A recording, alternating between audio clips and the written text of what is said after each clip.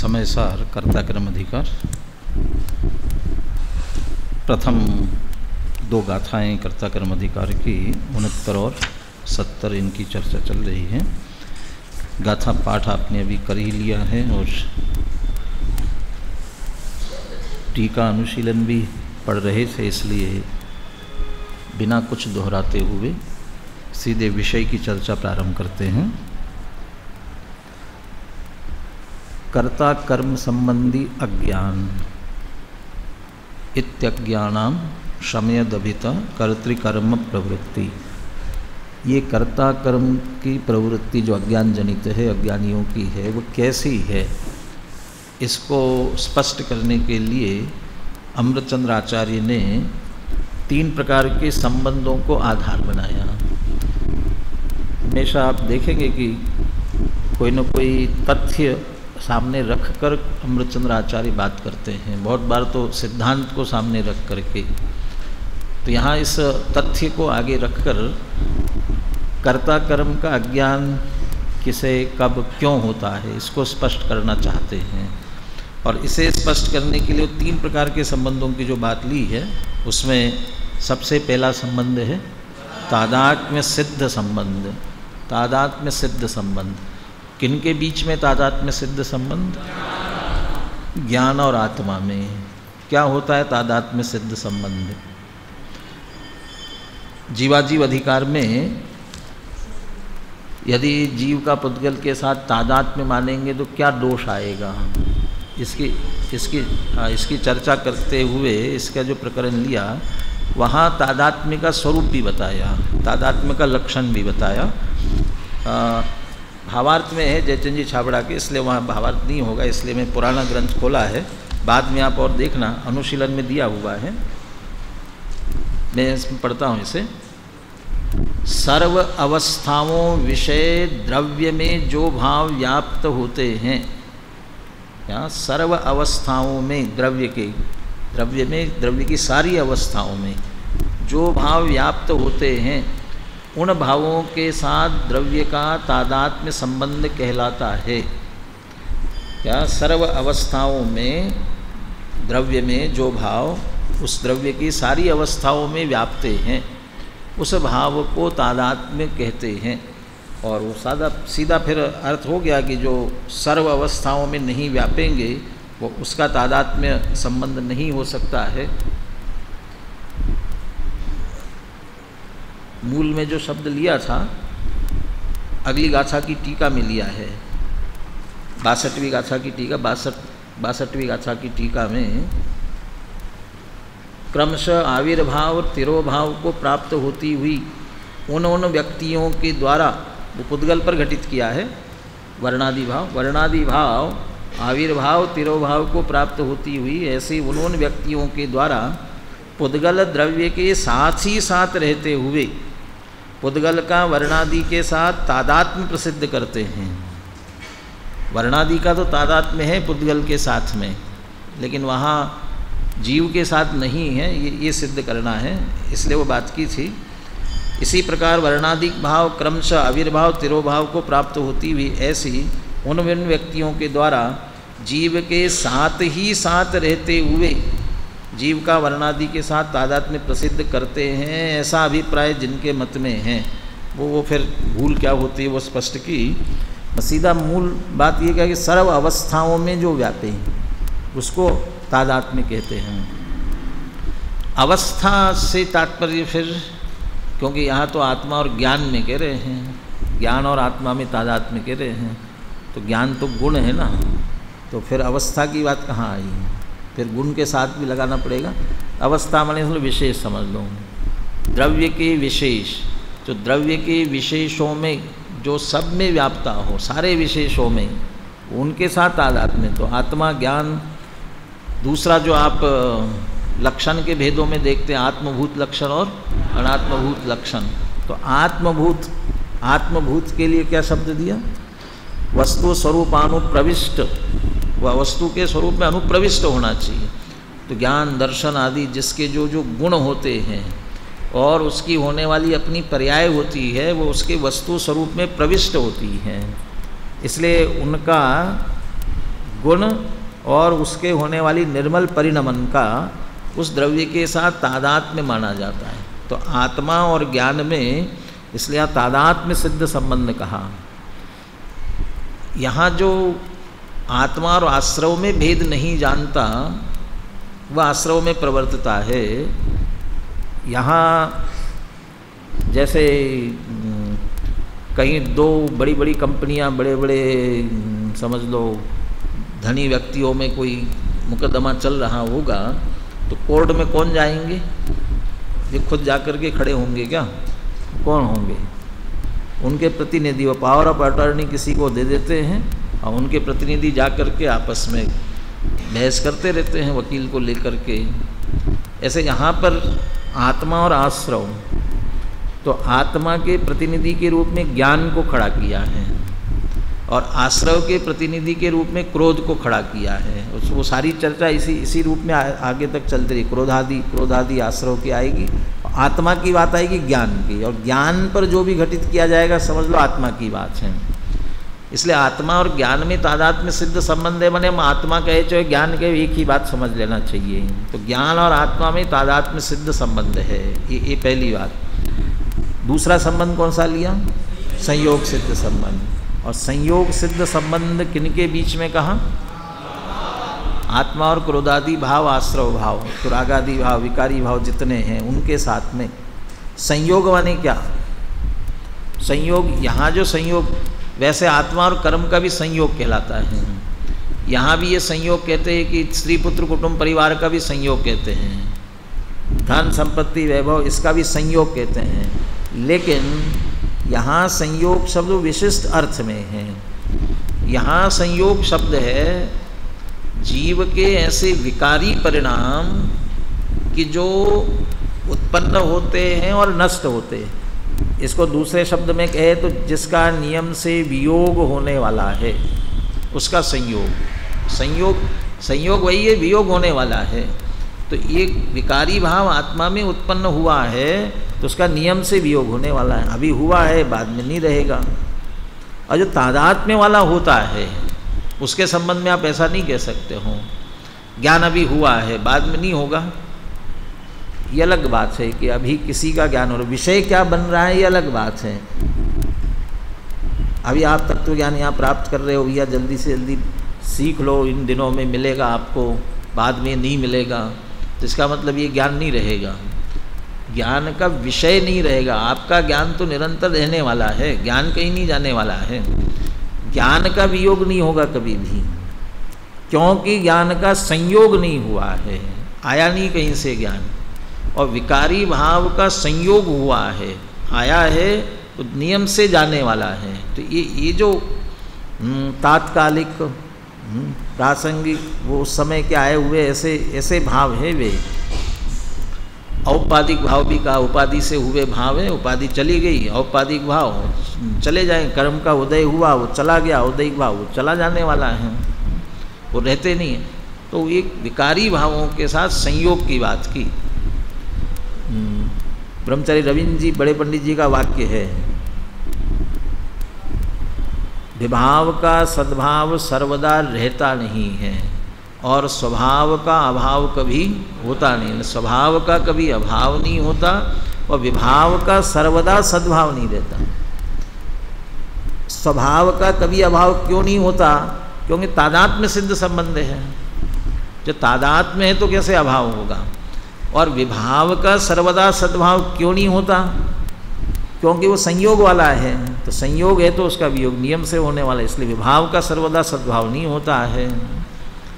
नियम सार का श्लोक है, असति सति च विभावे तस्य चिंतास्ति नो नः। हमें विभाव की चिंता नहीं है। क्यों विभाव की चिंता क्यों नहीं है? सब दुनिया सबको विभाव की चिंता, भी विभाव को दूर करना है, विभाव को ये क्या चिंता करना है?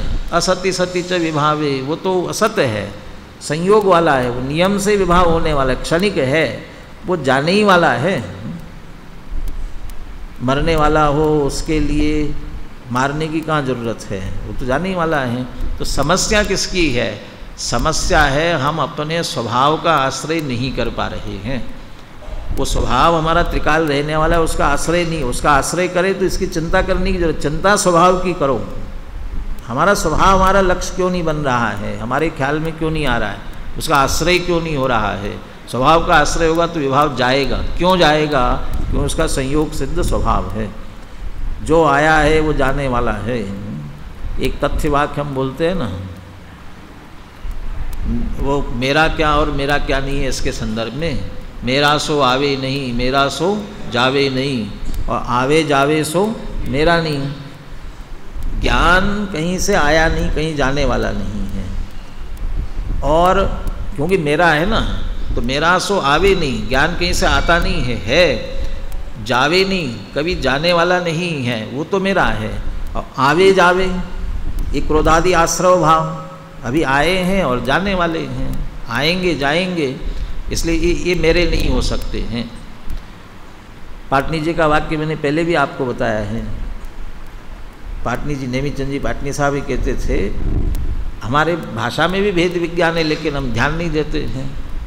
हम कहते हैं मुझे क्रोध आया, मुझे क्रोध आया, तो इस मुझे क्रोध आया इसका अर्थ ही क्या हुआ? हमें कह रहे मुझे क्रोध आया, तो इसका मतलब मैं कोई अलग हूँ, क्रोध कोई अलग है, और वो आया हुआ है, और आया हुआ है तो जाने वाला है, नियम निश्चित जाने वाला है। ज्ञान के संदर्भ में हाँ कदाचित ये तो कहते हैं कि मुझे विकल्प आया, मुझे ये ध्यान आया, एक बात मुझे ध्यान में आई, वो सब रागात्मक बातें हैं। लेकिन अब तक मुझे ज्ञान नहीं था और अब ज्ञान आया, कहीं से ज्ञान आया, मुझे ज्ञान आया है, मुझे ज्ञान आया। अरे ज्ञान तो त्रिकाल रहने वाला साथ में है, और आया नहीं है इसलिए जाने वाला भी नहीं है। इसलिए मेहमान अतिथि जैसा कहते हैं ना, मेहमान कितने भी अधिक से अधिक दिन भी रहे लेकिन जाने वाला ही होता है। और घर का सदस्य हो तो जाने वाला नहीं होता है, घर का सदस्य सदैव वहाँ रहने वाला। ज्ञान घर के सदस्य जैसा है, और क्रोधादि आश्रव भाव वे मेहमान जैसे हैं, आते हैं और चले जाते हैं, नियम से जाने वाले हैं। बहुत से लोग ये कहते हैं व्यक्ति जब क्रोध में अंधा हो जाता है तो उसे कुछ नहीं सूझता, उस समय उसे ज्ञान नहीं होता। जब क्रोध में अंधा हो जाता है तब ज्ञान नहीं होता। तो ये बात सही है, जब बहुत क्रोध आ रहा हो तब तो ज्ञान नहीं होता होगा। क्रोध जब नहीं था तब भी ज्ञान था, क्रोध जब आया है चाहे जितना तीव्र से तीव्र उस समय भी ज्ञान है, और क्रोध जब चला जाएगा तब भी ज्ञान रहने वाला है। किसी को आपने मिलने बुलाया, मैंने कहा अभी खाना खाने के बाद आकर के मिलना, और उसी समय मेरा किसी से झगड़ा हो गया और दिमाग खराब हो रहा हो, गुस्सा आ रहा हो, और उसी समय मिलने के लिए आए, तो फिर क्या कहूँगा? थोड़ी देर बाद आना। तो कहने नहीं आपने बुलाया था, अभी बुलाया था, मालूम है ना बुलाया था, लेकिन अभी बाद में आना। नहीं क्यों अभी क्यों नहीं? अभी दिमाग खराब है, अभी मत आना, बाद में आना। तो आपको बुलाने से पहले नहीं मालूम था कि आपका दिमाग खराब हो जाएगा? कि नहीं, उस समय शांत था, उस समय ज्ञान था, अभी क्रोध नहीं था, अभी क्रोध आ रहा है, बाद में आना। तो बाद में क्यों बुला रहे हो? बाद में फिर हमेशा के लिए दिमाग खराब हो गया तो, क्रोध बना ही रहा तो नहीं, थोड़ी देर बाद शांत होने वाला है, ठंडा होने वाला है, इसलिए बाद में आना। वो व्यक्ति जानता है मैंने बुलाया तब क्रोध नहीं था, अभी क्रोध है, और बाद में क्रोध चला जाएगा। इसका ये आने जाने वाला और ज्ञान निरंतर रहने वाला है। दूसरा वो तो ठीक है, लेकिन जब क्रोध आ रहा है उस समय तो ज्ञान नहीं है ना। सामान्य क्रोध में तो चलो ठीक है, लेकिन तीव्र क्रोध आ रहा होगा तो तीव्र क्रोध में भी ज्ञान उस समय भी रहता है। क्रोध में अंधा हो जाता है, भले कितना भी हो जाए। दो व्यक्तियों में बहुत तेज झगड़ा हो रहा हो, लड़ रहे हैं बहुत तेज़ी से, मारा पीटी कर रहे, गुत्थम गुत्था हो रहे हैं, और कोई मित्र बीच में बचाने के लिए आ जाए, अपना भाई बीच में बचाने के लिए आ जाए, तो क्या कहते हो?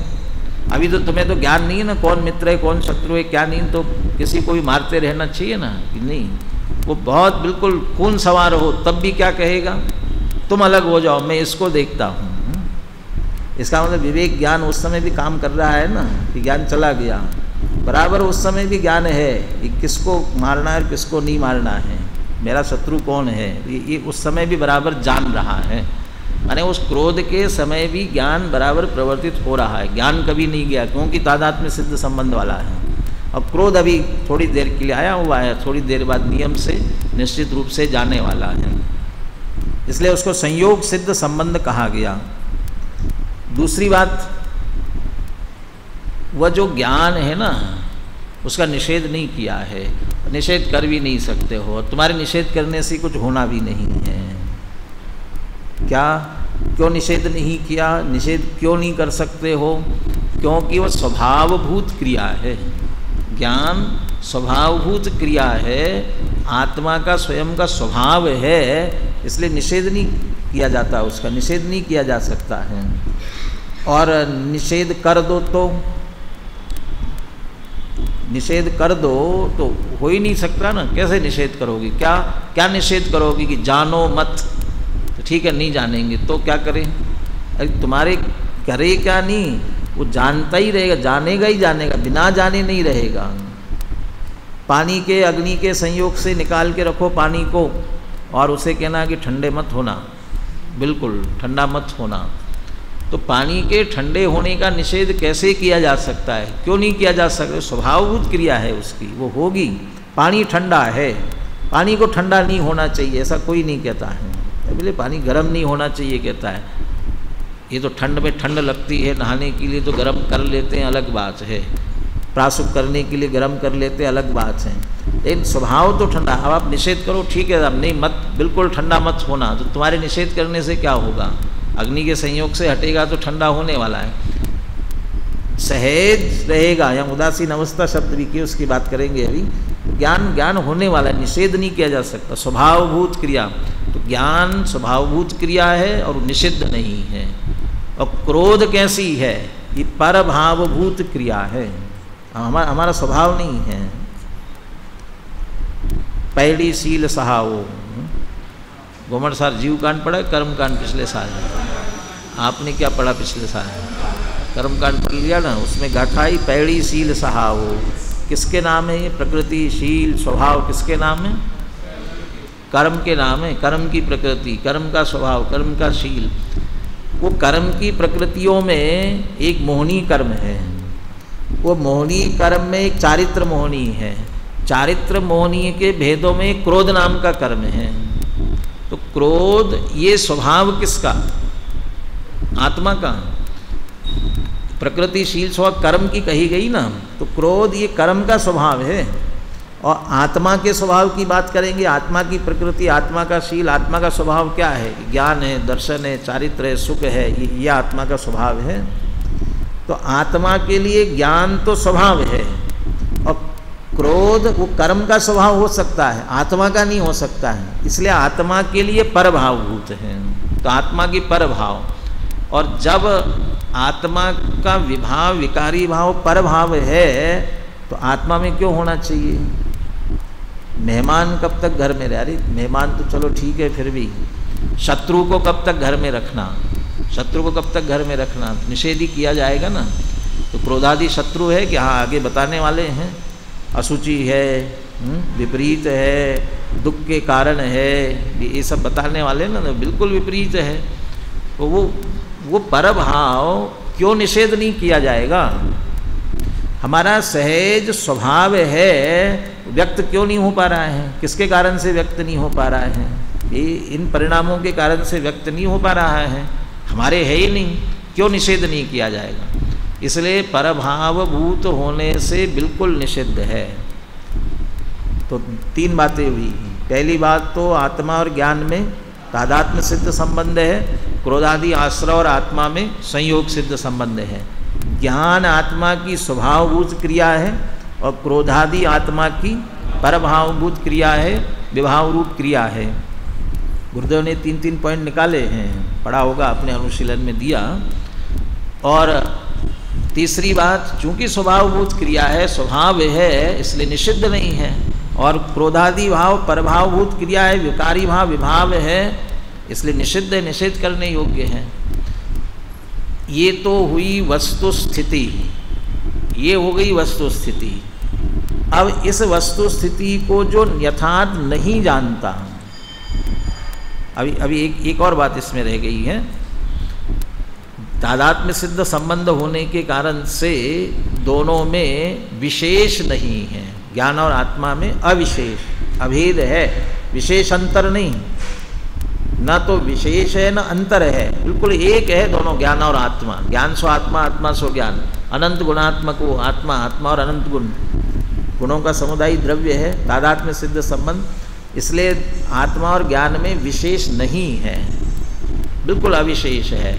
विशेष नहीं, अभेद अखंड है, और इसलिए विशेष नहीं अभेद अखंड है, इसलिए स्वभावभूत क्रिया है, निषेध नहीं की गई है।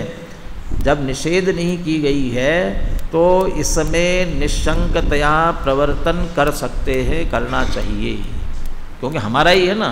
तो इसलिए आत्मपने से निशंकतया प्रवर्तन किया जा सकता है, क्योंकि दोनों में अविशेष है, अंतर नहीं है।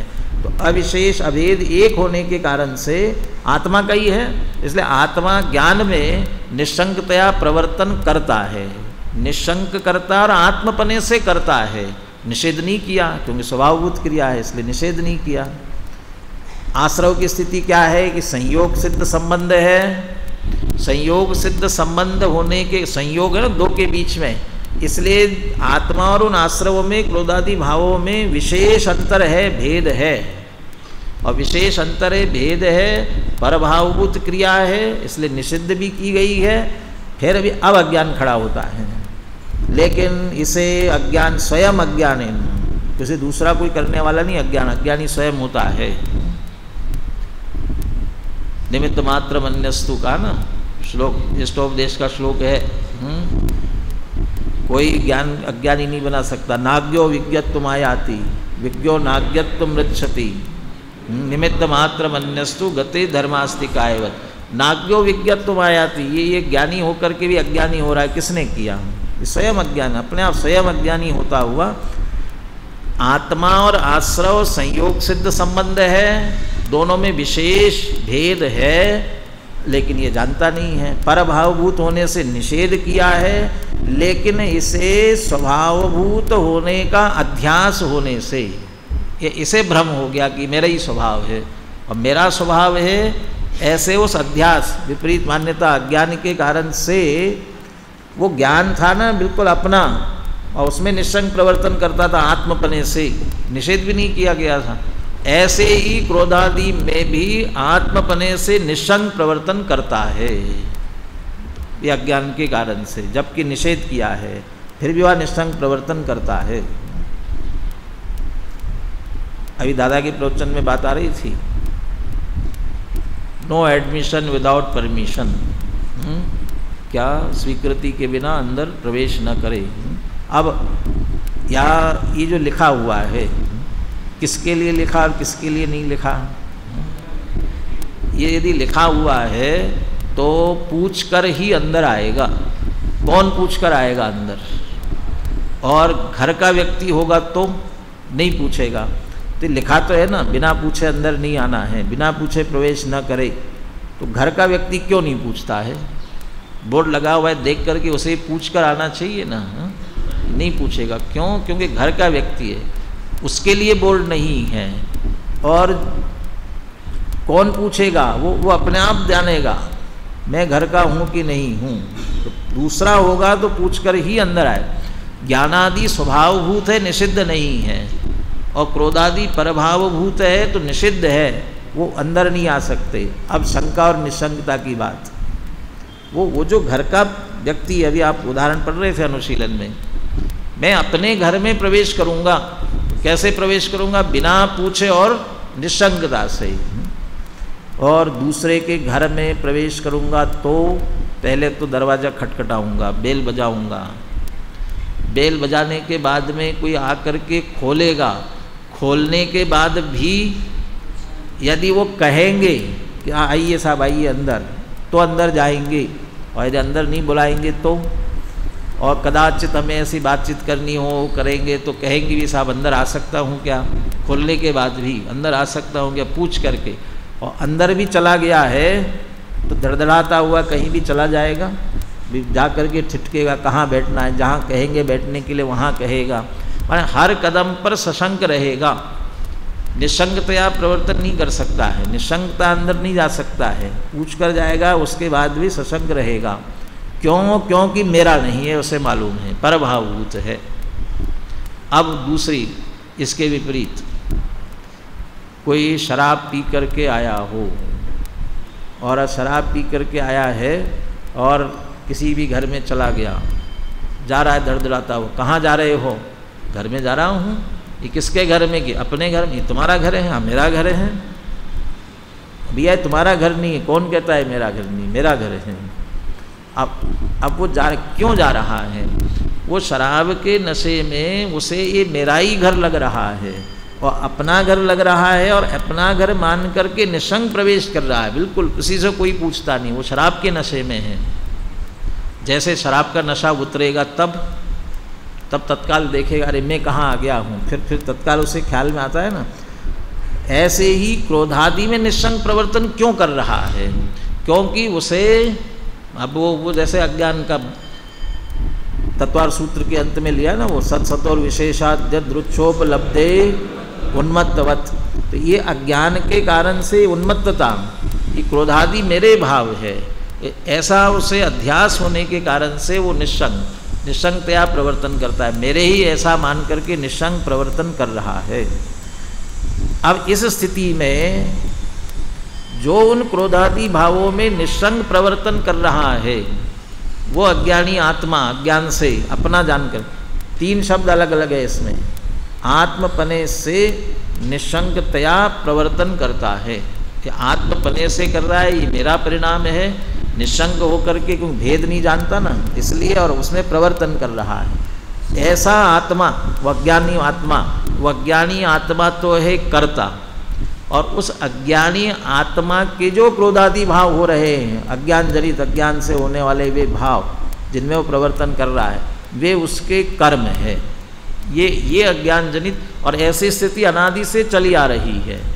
जब तक ये आत्मा का लक्षण और आश्रव का लक्षण जान करके, आत्मा ज्ञान का तादात्म्य सिद्ध संबंध, मेरा ज्ञान स्वरूप, इसलिए ज्ञान में मुझे रहना चाहिए, ऐसा जब तक ये भेद ज्ञान करके इसमें नहीं रहेगा तब तक यही स्थिति चलने वाले, अनादिकाल से ऐसी चली आ रही है। ये अनादिकाल की अज्ञान से उत्पन्न हुई कर्ता कर्म की स्थिति है।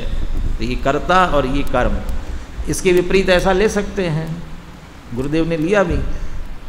जो भेद जानेगा वो अपने को ज्ञान स्वरूप समझेगा, ज्ञान स्वरूप मानेगा और ज्ञान के साथ तन्मय रहेगा और ज्ञान में लीन रहेगा, तो उसे सम्यक दर्शन, सम्यक ज्ञान, सम्यक चारित्र होंगे। द्रव्य गुण पर्याय तीनों निकाले उसमें से, और ये मोक्ष मार्ग, ये धर्म की क्रिया है।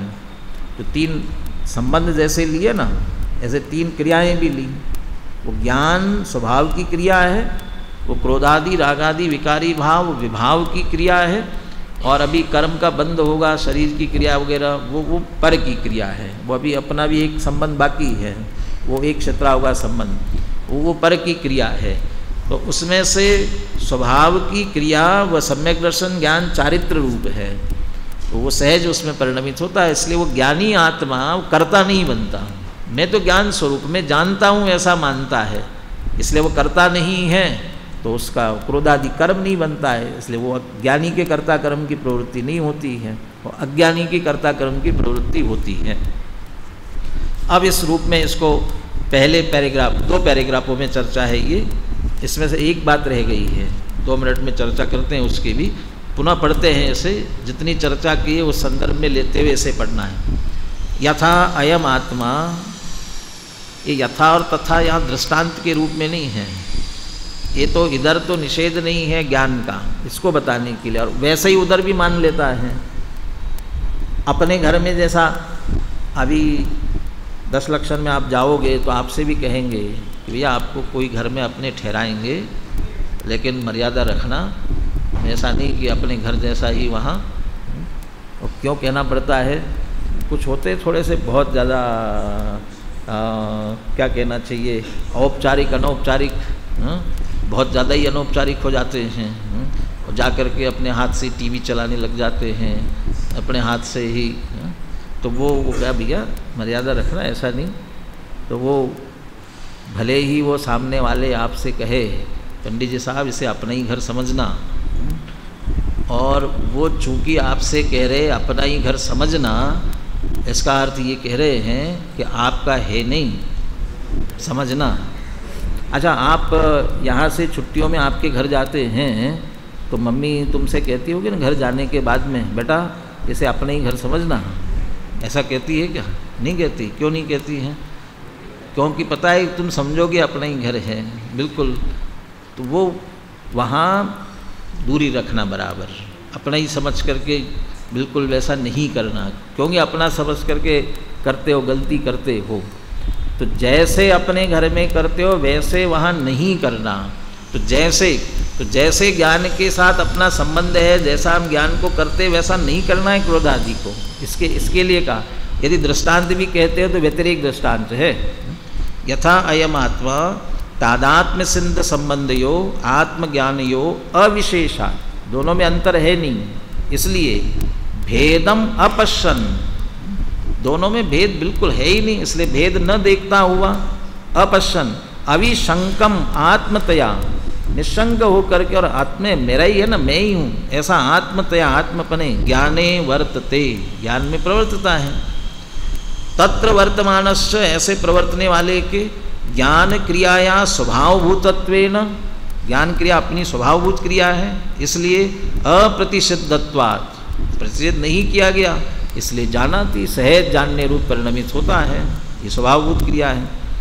तथा संयोग सिद्ध संबंधयोरपि आत्म क्रोधादि आश्रवयो, जिनका संयोग सिद्ध संबंध है, ये बाहर से आए हुए औपाधिक भाव, ऐसे आत्मा और क्रोधादि आश्रवों में स्वयं अज्ञानेन विशेषम अजानन, स्वयं ही अज्ञान के कारण से विशेष न जानता हुआ, विशेष है और विशेष नहीं जानता, अंतर है और अंतर नहीं जानता, न जानते हुए भेदम न पश्यति, भेद अंतर नहीं जानता, तावद तब तक अशंकम आत्मतया क्रोधादौ वर्तते, निशंक होकर के और आत्मपने से क्रोधादि में वर्तता है। तुम्हारा नहीं है फिर भी आत्मपना कर रहे हो, और सशंक होना चाहिए, निशंकतया प्रवर्त रहे हो। तत्र वर्तमानश्च क्रोधादि क्रियाणाम परभावभूतत्वात् प्रतिषिद्धत्वे अपि, वहाँ वर्तने वाले के क्रोधादि क्रियाएं परभावभूत क्रियाएं, विभाव विकारी क्रियाएं हैं, इसलिए प्रतिषिद्ध है।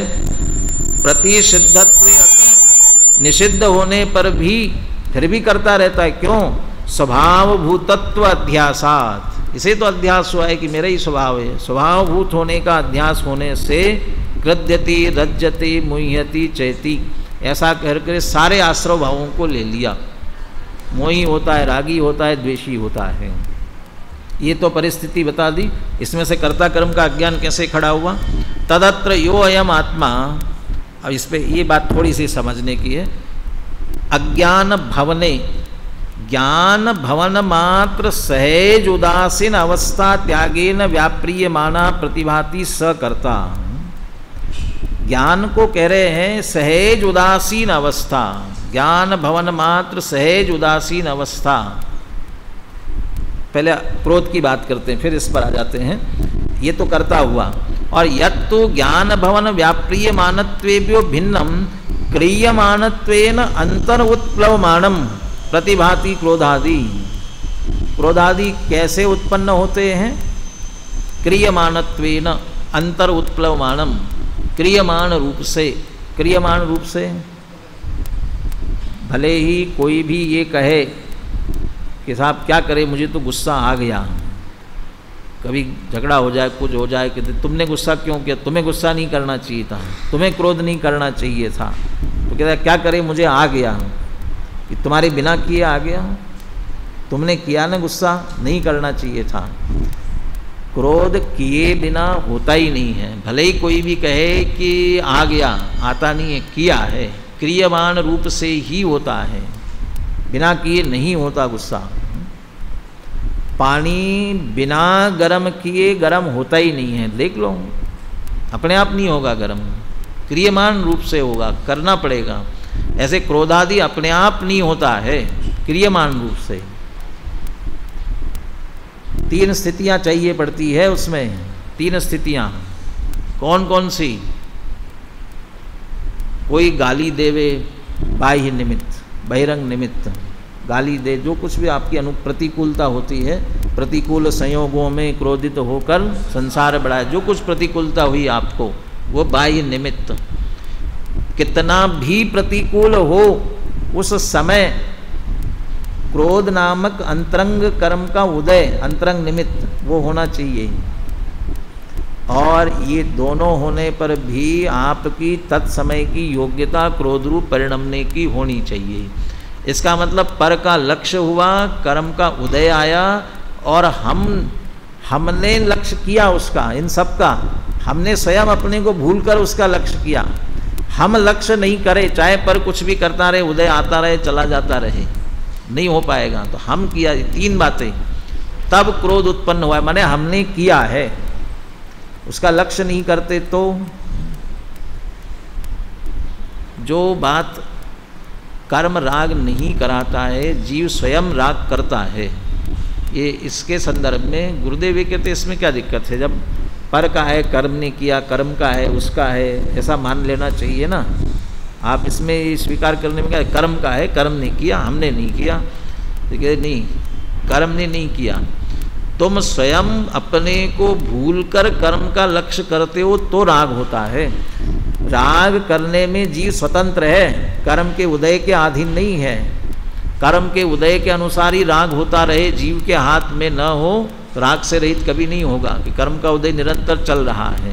कर्म का उदय होने पर जीव स्वयं भूलकर उसका लक्ष्य करता है, तो लक्ष्य करने में स्वतंत्र है तो राग होता है, अन्यथा नहीं होता है। तो इसने स्वयं भूलकर उसका लक्ष्य किया, तब हुआ, तो किया न इसने, इसलिए क्रोधादि क्रियमान रूप से उत्पन्न होते हैं। और दूसरा शब्द दिया उत्प्लवमानम, शांत नहीं होते हैं, निश्चित रूप से उत्पाद मचाते हुए उत्पन्न होते हैं, आकुलता व्याकुलता का परिणाम करते हुए उत्पन्न होते हैं, इसलिए उत्प्लवमानम, उत्पाद करते हुए हो रहे हैं, इसलिए उत्प्लवमानम। कर्म के संबंध में कई किसी बात पे से अन्ना जी ऐसा उदाहरण देते हैं, कर्म के लिए कहते हैं, कर्म ऐसा दुष्ट है, कोई दुष्ट व्यक्ति होता है ना, तो वैसा बच्चे, कोई दुष्ट बच्चे होते हैं, वो उधर से आ रहे हों तो आपको लात मारते हुए जाएंगे, फिर वहाँ से जा रहे हो वापस जाएंगे तो लात मारते हुए जाएंगे। ऐसे कर्म भी है ना, आता है तो लात मारता हुआ आता है, और जाता है तो लात मारता हुआ जाता है। क्या मतलब, जिस समय बंधता है ना, उस समय विकारी भाव पूर्वक बंधा है, तो उस समय भी आकुल व्याकुलता का परिणाम हुआ था, और अवदय में आकर के फल दे करके जा रहा है ना, तब भी कुछ न कुछ आपको विकार उत्पन्न करके उसका फल दे के जाएगा ना, तो कुछ न कुछ करके। ऐसे क्रोधादि भाव उत्पन्न होंगे तो शांति से नहीं होंगे, उत्प्लवमानम, उत्पाद मचाते हुए। अब इसके सामने ज्ञान को ले लो, ज्ञान कैसे होता है, कैसे होता है कि साहब उपादान की योग्यता होगी, अंतरंग कर्म का उदय आएगा, कोई ज्ञेय होगा, तब ज्ञान होगा कि हो ही रहा है ज्ञान, हो ही रहा है ज्ञान। इसको है सहज उदासीन।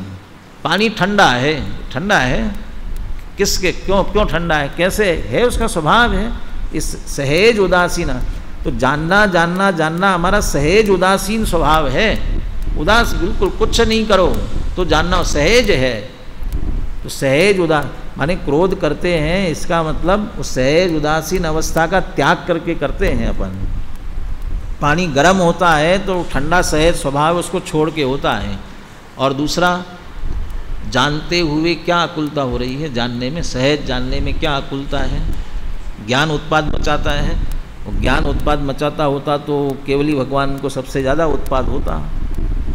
सकल गे गायक तदपि निजानंद रस ले आनंद कर रहे, क्या दिक्कत है, ज्ञान उत्पाद नहीं मचाता, उत्प्लव मानव नहीं, इसलिए सहज उदासीन अवस्था वो ज्ञान की है। तो ज्ञान भवन मात्र सहज उदासीन अवस्था, उसको छोड़ करके व्याप्रियमान, ऐसा जो प्रतिभाती, जो व्यापार में लगा हुआ है ये क्रोध करने में, वो तो करता है, और ज्ञान भवन व्याप्रियमान, सहज ज्ञान का व्यापार होना चाहिए था, अंदर ज्ञान की क्रिया होना चाहिए थी। उससे भिन्न क्रियमान पने से क्रियमानत्वेन अंतर उत्प्लवमानम प्रतिभाति, वो क्रोधादि उसका कर्म है। एवं इयम अनादि अज्ञान जा करती कर्म प्रवृत्ति, ऐसी इस जीव की अनादि काल से उत्पन्न हुई कर्ता कर्म की प्रवृत्ति है। अभी जीवस्य एवं बंधो, ये जो चर्चा है इसकी चर्चा और तीसरा जो संबंध है वो एक क्षत्रा होगा, उसकी चर्चा आगे है, वो अपन कल करेंगे। अभी भी अनुशीलन में इतरेतर आश्रय दोष वगैरह जो नहीं पढ़े हो, अभी भी अवसर है, पढ़े हो दोबारा पढ़ लेना तो अच्छी तरह से पक्का हो जाएगा विषय। बोले अंतिम मंगल।